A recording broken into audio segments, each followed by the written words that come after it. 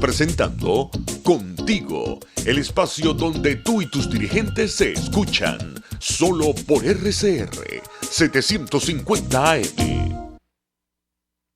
Sí, muy buenas tardes, amigos. Continuamos entonces. Esto es Contigo, Voluntad Popular, sorteando siempre todas las adversidades de comunicación. En este momento, pues, nuestro programa por vía telefónica, agradeciendo nuevamente la Dirección General de la Estación a Jaime Nestar, en la gerencia de producción Wilixa Arcaya, en la producción a César Umbría, en los controles Gregorio González.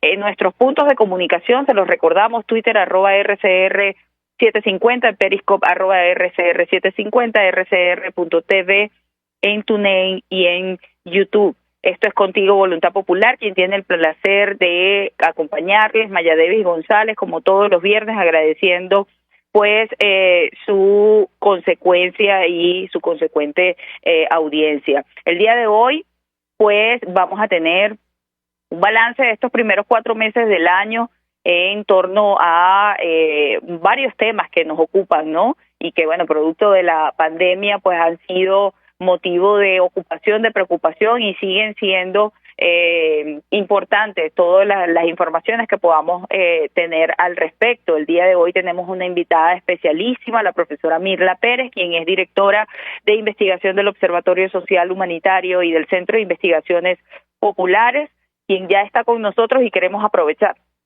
pues la comunicación y la conexión para desde ya y agradecerle una vez más, profesora, por acompañarnos, pero entrar en materia. Queremos tener pues de todo lo que es la información y de todo lo que ha sido el trabajo que ustedes han estado realizando durante estas semanas, estos meses, un poco compartir con nuestra audiencia, bueno, la información que siempre es importante y que además de todo nos permite contextualizarnos, saber en dónde estamos, cómo estamos y ver que esa Venezuela por la que nosotros siempre estamos hablando que luchamos se niega a rendirse. Bienvenida, profesora, ¿nos escucha? Sí, bueno, muchísimas gracias. La conexión está un poco mala, pero aquí vamos. Vamos a tratar de controlarla y poder decir lo que hoy nos convoca. Pero muchas gracias y bueno, podemos iniciar cuando usted quiera. Adelante, profesora, somos todos oídos. Queremos aprovechar, como dice usted, el máximo de la comunicación y poder tener digamos, toda esa información enriquecedora que usted tiene para compartirnos. Adelante, la escuchamos. Ok, bueno, muchísimas gracias. Desde el Observatorio Social y Humanitario venimos haciendo un trabajo continuo. Tenemos ya 3 años llevándole el pulso a las condiciones sociales del país, las condiciones en las que están las comunidades, y bueno, y vamos haciendo un registro de las distintas manifestaciones públicas que pueden estar ocurriendo a lo largo de todo el país. Este año pues estamos cerrando un primer trimestre, tenemos un informe trimestral y también un informe que presentaremos en el siguiente segmento, que sería cómo van esas manifestaciones en el mes de abril. En principio podemos decir que el primer trimestre va a cerrar con una cantidad de 1.879 manifestaciones a lo largo de todo el país. Vemos, como es un observatorio social y humanitario, le llevamos el pulso también a las condiciones de vida. Entonces, en estos 4 meses del año, podemos dar constancia de un deterioro en las condiciones de vida y en las limitaciones, incluso las limitaciones para poder salir a protestar por el propio, digamos, aislamiento. Bien, pero digamos, las condiciones de vida deterioradas y el movimiento de las comunidades que salen a reclamar sus derechos, vemos pues que no hay en las comunidades un proceso de resignación. Por eso podemos estar registrando, en nuestro caso, 1.879 manifestaciones a lo largo de estos primeros 3 meses, vamos a hablar de los primeros 3 meses. En el mes de marzo vimos un proceso interesante, que a pesar de la cuarentena, la gente no se resignó a quedarse en la casa, sino que, no hay una resignación a morir dentro de la casa. De hecho, una de las frases que más se escuchan a lo largo de la investigación cualitativa es que, no pueden dejarse morir en la casa, o lo mata el virus o lo mata el hambre. Entonces, digamos que en ese debate permanente están las personas y están las comunidades, y en esa constante búsqueda vamos a encontrar pues un movimiento social que está bastante activo. Nosotros este primer informe que estamos presentando lo titulamos La irreverencia ante el hambre. O sea, ante el hambre no me puedo detener porque tengo familia, porque tengo hijos, porque tengo abuelos. Entonces no me puedo detener en esperar nada, ni esperar que solucionen el problema, sino que la gente tiene que salir a las comunidades a manifestar, digamos. Por un lado, manifestar el malestar, y por el otro lado, buscar la manera de, a partir de ejercicio de solidaridad, solventar la situación que se encuentra, que cada vez es en condiciones más precarias. En el primer trimestre nosotros registramos 4.789 manifestaciones en general, ¿ok? Perdón, esa fue el año pasado, estoy haciendo una comparación. Este año tenemos 1.879. El año pasado tenemos un registro de 4.789. Si ponemos en contraste, esto nos invita a hacer un poco memoria, ¿no? En las condiciones en las que estamos. En el primer trimestre del año pasado era un país que estaba bajo unas expectativas, había unas manifestaciones con apoyo político, y digamos que obviamente había una mayor presencia en las calles. Este año hemos registrado 1.879, como les dije al principio, pero es un número significativo porque las condiciones en las que estamos son condiciones cada vez más difíciles, más limitantes. Por ejemplo, el tema de la gasolina, que comienza a aparecer en Caracas en el marco de este primer trimestre, o al final del primer trimestre, ya era un fenómeno que se comenzaba a ver a lo largo del país, y sin embargo, digamos, el movimiento, las manifestaciones, la agrupación, el descontento, igual se contabilizó. O sea, no hay un proceso de resignación y un proceso de quedarse en casa, ¿no? Sino que hay siempre la búsqueda. Colocamos estas dos cifras como para comparar el movimiento en los 2 años, y nos permite ubicarnos en una perspectiva. Y la perspectiva es precisamente esa, pues, que las comunidades siguen reclamando lo que es su derecho. Hay una condición muy importante. El año pasado, y viene en crecimiento, pero el año pasado la gente tenía mucho temor a morir de hambre. Este año se arrecia un temor que comenzamos a ver en el último semestre del año pasado, que era el temor a morir de sed. Y bueno, vemos pues que las comunidades cada vez están más inconformes con la situación en la que se encuentra por vía del agua. Entonces, siguiendo con el balance numérico y relatando un poco estas condiciones de vida propias de las comunidades y de los registros cualitativos que llevamos, en el mes de enero tuvimos nosotros, como observatorio, registramos 728 manifestaciones públicas. En el mes de febrero tenemos manifestaciones de 723. Y en el mes de marzo tuvimos un bajón significativo que lo llevó a 428. Destacamos, sin embargo, a pesar de todo esto, destacamos el número de protestas, porque precisamente el aislamiento ni el miedo ha logrado pues que la gente se quede encerrada y se quede como pasivamente esperando lo que puede llegar si no sale a trabajar, si no sale, que es el hambre, que es la muerte en consecuencia, ¿no?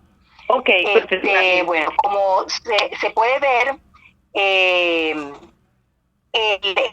este monitoreo que llevamos nosotros de las condiciones sociales y humanitarias, nos hacemos una pregunta que atraviesa durante todo el semestre, todo el trimestre, que es cómo puede llevarse adelante una cuarentena sin servicios básicos, ¿ok? Específicamente, cómo se puede llevar una cuarentena por el COVID sin agua. Tenemos en este caso, por ejemplo, una cantidad de protestas por servicios básicos de 882 en el primer trimestre. Tenemos 382 protestas por falta de agua por tubería y tenemos 267 por falta de gas doméstico. Le colocamos la lupa al tema del agua porque es el tema que comienza a radicalizarse mucho más. Las comunidades populares siempre han tenido problemas con el suministro de agua, pero ha tenido, digamos, una infraestructura que le ha permitido sortear un poco el problema, almacenar, tienen un poco más de capacidad de almacenamiento. Así es, profesora, disculpe la interrupción, debemos ir a un corte y queremos pues volver con todo el análisis de los números, sobre todo a propósito de ese importante tema que acaba de tocar, que tiene que ver con la falta de agua y, por supuesto, las carencias de los más necesitados y de los sectores populares. Vamos un momento al corte y volvemos con más de Contigo Voluntad Popular, hoy con la profesora Mirla Pérez. Pluralidad, libertad y respeto.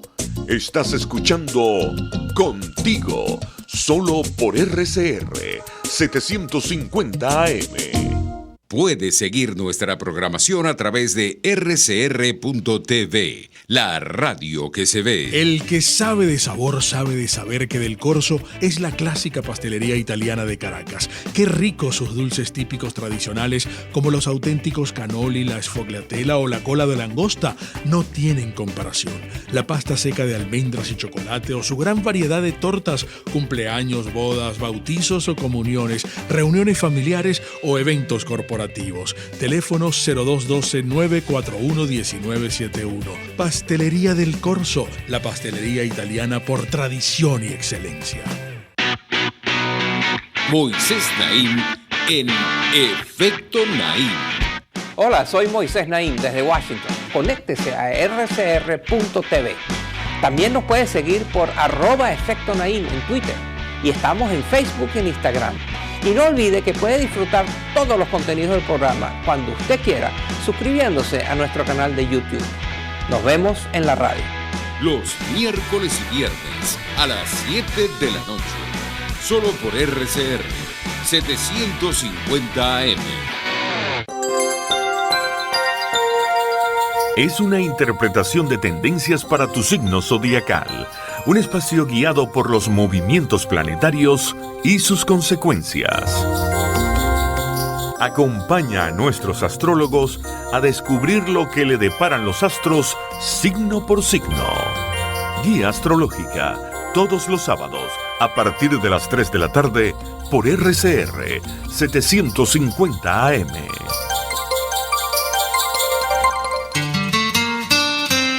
RCR 750 AM, porque lo bueno une. Les estamos presentando Contigo, porque nos preocupan las mismas cosas. RCR 750 AM. Sí, amigos, volvemos entonces contigo. Esto es Contigo Voluntad Popular. y sin perder mucho tiempo queremos pues continuar. Nuevamente agradecerle a la profesora Mirla Pérez, directora de investigación del Observatorio Social Humanitario del Centro de Investigaciones Populares, por acompañarnos el día de hoy. Tuvimos que hacer una pausa por nuestros cortes comerciales, pero sí, profesora, antes de irnos a la pausa, estuvo usted comentando sobre todo lo que tiene que ver con el incremento de las protestas producto de la falta del acceso al vital líquido, ¿no? Y además de todo, pues en virtud de esta pandemia y de esta amenaza que estamos enfrentando por el coronavirus, pues el agua, además de ser siempre un vital líquido, se hace prioridad. Y escuchábamos con atención que un poco producto del balance de los números que usted estaba mostrando en los sectores populares, pues que siempre han tenido alguna afectación con el tema del suministro de agua, pues entonces en estos meses ha sido recrudecido esta situación y por supuesto nos hace más vulnerables en la exposición y el tema de la prevención con relación al COVID-19. Le escuchamos, profesora, y quisiéramos entonces aprovechar este corte, además de continuar teniendo esos números claros para saber pues de primera fuente cómo la competitividad, también un poco el análisis que han hecho a partir de esta información. Adelante, profesora Mirla, nuevamente gracias. Okay. Bueno, muchísimas gracias. Continuamos entonces. El tema, por ejemplo, del agua, que es uno de los temas que está más en la palestra pública en este momento, porque es un problema que ahora atraviesa transversalmente cualquier clase. No es un problema de clase social, no solamente ya está circunscrito a los barrios, sino que también es un problema generalizado. Comporta también un sufrimiento dentro de la población. La gente, precisamente porque somos un observatorio social y humanitario, vamos dando cuenta de cómo la gente está sufriendo el tema del agua. Hay sitios en los que son muy verticales, que tienen que caminar largos kilómetros en pendientes, en escaleras, y tienen que subir el agua muchas veces con una carrucha o llevarla en peso. Entonces se podrán imaginar lo que eso implica a la vida cotidiana de la persona. Por otro lado, lo que les decía en el segmento pasado, el temor a morir de sed.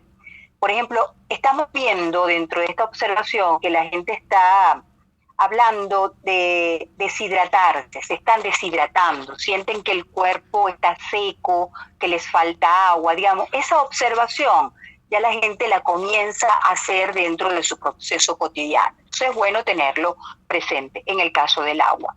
En el caso, por ejemplo, de las protestas en el marco del gas doméstico, que son 267 que registramos en este primer trimestre. La ausencia de gas doméstico ha llevado a la gente a cocinar a leña. Eso implica toda una logística, todo un cambio dentro de la vida cotidiana, pero también implica un foco de infección y un foco de enfermedades respiratorias. Por ejemplo, en las comunidades estamos viendo con preocupación cómo están apareciendo casos de tuberculosis, que ya tienen tiempo, digamos, que se pueda ir expandiendo. Tienes una serie de enfermedades que habían sido erradicadas y que en este momento estamos viendo.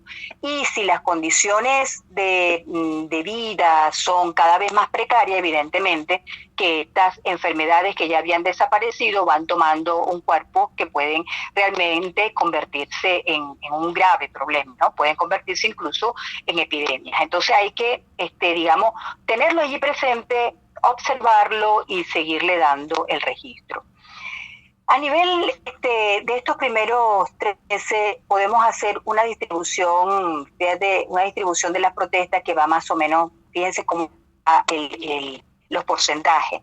El 22% de esta protesta, recordemos que en el primer trimestre hemos registrado 1.879, tenemos 22% de protestas por agua, 15% de protestas por gas, 12% por electricidad, 5.1% por gasolina, laboral 22.7% y de origen político, reclamándole directamente al régimen, 22%. por ciento del total de protestas. ¿Ok? La protesta de la gasolina va a tener un incremento evidente en el mes de abril. Y bueno, vamos a ver si nos da tiempo en el programa de también darle un poco el momento que estamos viviendo en el mes que acaba de terminar. Bueno, que ya el siguiente, pues. Seguimos. La distribución de la protesta por estado, tenemos que en Mérida registramos 170, en Táchira 159, en Sucre 149, en Anzoátegui 109, Monaga 103, y por así vamos viendo que es todo el país el que está en permanente movimiento. No es un país que está quieto, no es un país que está resignado, que está aguantando, está resistiendo, pero no aguantando, está resistiendo y en la resistencia pues también está protestando y estos son los signos, estos son los números. Bueno, digamos que este trimestre muestra una vez más que primero que el país, este movimiento que les estoy diciendo, que es un movimiento de resistencia, no es un movimiento de aguante.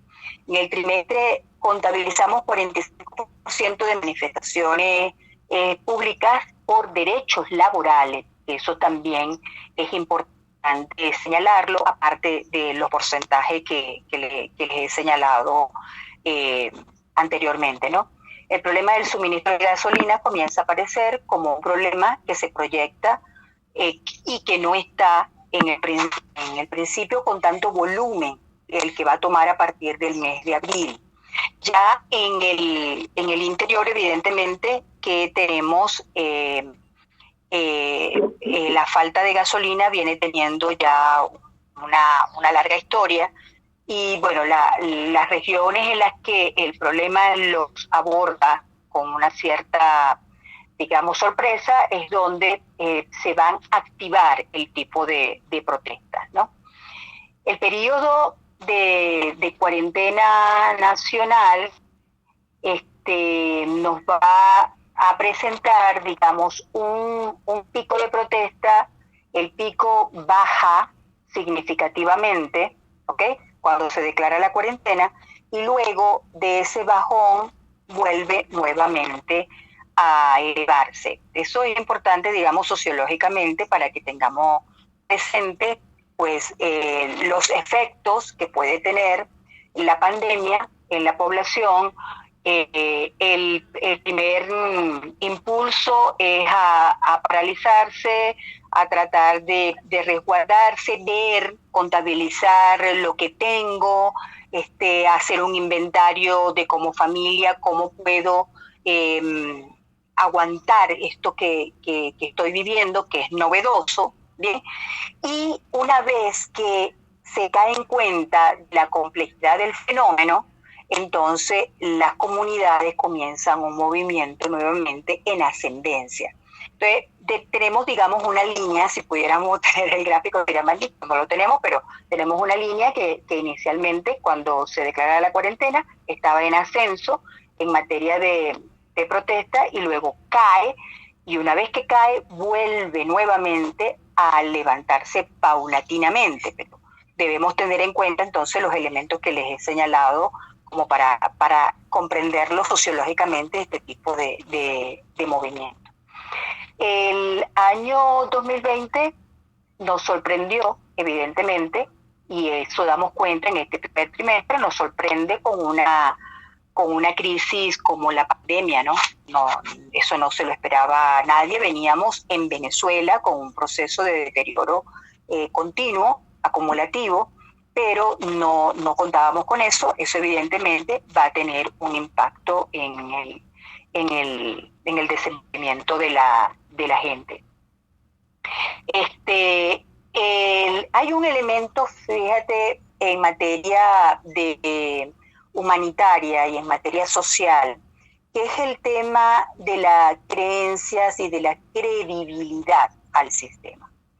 En las primeras de cambio, cuando nosotros comenzamos a hacer la observación y tomar el pulso un poco de lo que la gente estaba percibiendo en materia del coronavirus, nos dimos cuenta que el venezolano no se fía de lo que el sistema, de lo que el régimen va diciendo, pues, en su narrativa. Eso estamos viendo que no lo confía. La gente comienza a caer en cuenta que estamos en un proceso de pandemia cuando comienza a llegar la noticia de lo que está ocurriendo y que venía en acumulación. Ya la gente lo comenzó a escuchar a partir de enero, que está ocurriendo algo en el mundo y que aquí en Venezuela no había llegado ese algo, ¿no? Y cuando ese algo llega a Venezuela y el régimen comienza a plantearlo, hay una suerte de creencia al fenómeno. Se cree que el fenómeno existe porque hay maneras de comprobar que el fenómeno existe. O sea, que no es un fenómeno que está circunscrito a la realidad nacional, sino que está metido en una realidad global. Y la gente tiene acceso a esa realidad global. Recordemos que en Venezuela tenemos una migración muy alta.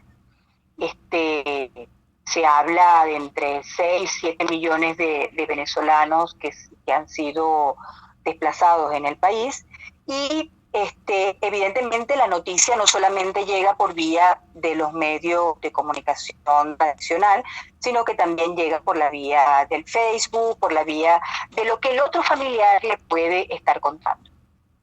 7 millones, 6 millones de personas que estén continuamente hablando de algo y que le están refiriendo al país, evidentemente que eso crea una matriz de opinión y un sistema de creencias que es bueno tenerlo allí presente.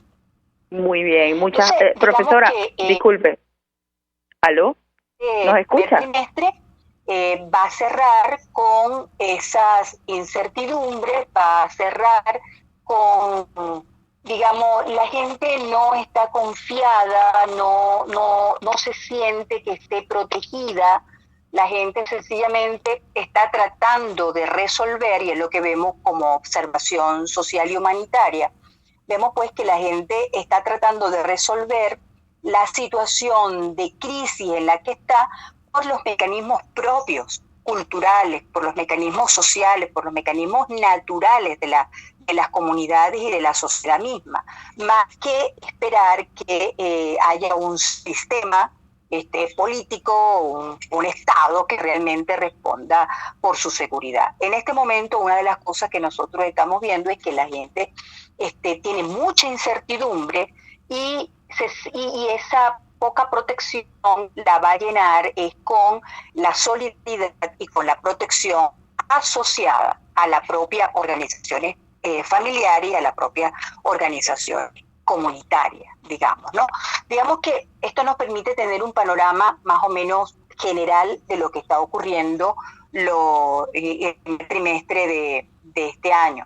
Vamos a ver si tú me dices si iniciamos para presentar rápidamente los números del mes de abril, o esperamos un corte, o no tenemos corte, sino que le damos hasta el final. Lamentablemente, profesora, profe, estamos ya, necesitamos irnos a un corte para el cierre. Entonces, de una vez le hago extensiva la invitación para en un próximo programa pues atender exclusivamente todo lo que tiene que ver con el mes de abril, porque además de todo creo que allí ha habido un cambio significativo con relación al primer trimestre, y eso nos permite hacerle seguimiento pues a toda esta información, y además pues por supuesto también al balance y a las conclusiones importantes que la gente necesita tener en mano como herramientas para seguir enfrentando no nada más la crisis producto de la amenaza por el coronavirus, sino también pues por producto de todo lo que es el contexto y la coyuntura venezolana. Entonces, el tiempo se nos hizo un poco corto, lamentablemente al principio tuvimos algún problema de comunicación, pero bueno, agradecerle de antemano, y bueno, no para comprometerla, pero sí quisiéramos pues tener con usted una próxima oportunidad de contacto para revisar específicamente y en detalle todo lo que tiene que ver con el mes de abril y bueno, lo que va transcurriendo, pues por supuesto también del mes de mayo, y terminar entonces así de atender este importante tema. Muchísimas gracias a la profesora Mirla Pérez. Nosotros vamos a un corte y regresamos para el cierre de Esto es Contigo, Voluntad Popular. Usted escucha Contigo, solo por RCR 750 AM. Sintonícenos a través de Periscope, @RCR750, la radio que se ve. Si tienes hernias discales, dolor lumbar, cervical, fascitis plantar, dolor en el hombro, algún posoperatorio de cadera o de rodilla, Global Therap es tu mejor opción en rehabilitación. Búscanos en el Centro Comercial Multiplaza Paraíso, nivel empresarial 2, teléfono 0212-461-9370. Global Therap y despídete del dolor. RCR 750 AM, porque lo bueno une. Les estamos presentando Contigo, el espacio donde tú y tus dirigentes se escuchan, solo por RCR 750 AM.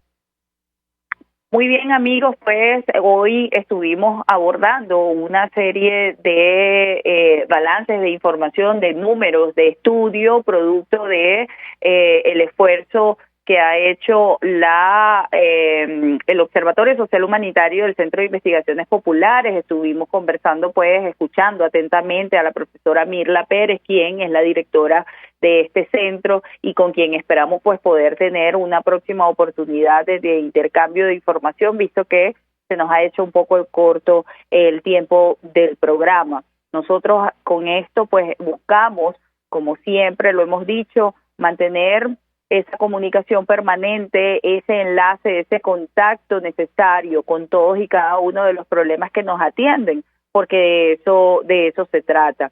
Brevemente, pues antes de despedirnos, queremos agradecer a todas las personas que de una u otra forma pues han estado manteniendo contacto, que por el chat han hecho algunas intervenciones. Sabemos perfectamente pues que estamos en una situación difícil, que se hace en los tiempos adversos, que existe un anhelo de que todos de una u otra forma pues el día de mañana o en algún momento despertemos y se haya vencido esta tiranía, esta usurpación en que estamos enfrentando. La organización de las personas depende de todos y no nada más de Voluntad Popular o de uno u otro partido político. Creo que esto es algo que tenemos que llevarnos todos para la reflexión. Es una organización colectiva la que tenemos que sumar, en donde los esfuerzos, ninguno puede ser desmeritado, ningún esfuerzo, ninguna protesta, ningún levantamiento de voz, ninguna cacerola que suene, ninguna persona que hable y que genere conciencia debe subestimarse, ni a sí mismo ni subestimar a otro porque lo haga. Por el contrario, el llamado de nosotros siempre ha sido mantener nuestro pie firme de lucha y seguir adelante para salir de la tiranía, como en efecto alguien nos mencionó por alguno de los mensajes que recibimos por chat. Sabemos perfectamente que tenemos un régimen que enfrentar opresor, que es violento, que golpea, que arremete, que persigue, pero este es un país que bien vale la pena y vuelvo y les repito, sin entrar en dilemas de divisiones de con quién no estoy de acuerdo con relación a algún pensamiento específico, nosotros tenemos que seguir dando la batalla y mantener el foco en el objetivo grande que es la libertad de Venezuela. Ya vendrán tiempos en donde tengamos el espacio para seguir teniendo en los debates, la amplitud, la universalidad, y precisamente por eso estamos luchando. Y precisamente quiero cerrar este programa con un mensaje firme, con un mensaje de ratificación de nuestra voluntad, de nuestra firmeza, de nuestra convicción por lograr la mejor Venezuela, por hacer que ese país donde todos los derechos sean para todas las personas esté muy pronto con nosotros y que sea producto del esfuerzo de todos. Así nos acusen de terroristas, creo que esto es algo que no va en contra de Voluntad Popular, va en contra de todos los venezolanos, porque cuando se arremete contra un partido político, se arremete con gente que está dentro de ese partido político y que venezolanos que estamos convencidos. Y hoy se llama Voluntad Popular, mañana se puede llamar de otra forma. El llamado que siempre hacemos nosotros es a ver con visión de futuro que lo importante, lo vital de este momento es salir de la tiranía, es vencer a los dos virus pues, que estamos en este momento enfrentando, al coronavirus y al madurovirus, que muy pronto, pues estamos seguros, todos vamos a librar esa batalla y vamos a poder tener esa oportunidad de debatir, de tener discusión, de tener esos intercambios enriquecedores, que vuelva otra vez ese respeto y la garantía, porque la voz de todos se escuche, porque nos encontremos en las diferencias y nos fortalezcamos en las mismas. Esto fue Contigo, Voluntad Popular, quien tuvo el placer de acompañarles, Maya Devis González, a la orden siempre, y nos vemos el próximo viernes. Muchísimas gracias a todos por su participación, por su escucha y por su consecuente audiencia. Seguimos adelante, que viva la libertad, y pronto vamos a estar en democracia y en esa mejor Venezuela posible. Un abrazo, hasta luego. RCR presentó Contigo, donde la pluralidad de pensamiento confluye, solo por RCR 750 AM.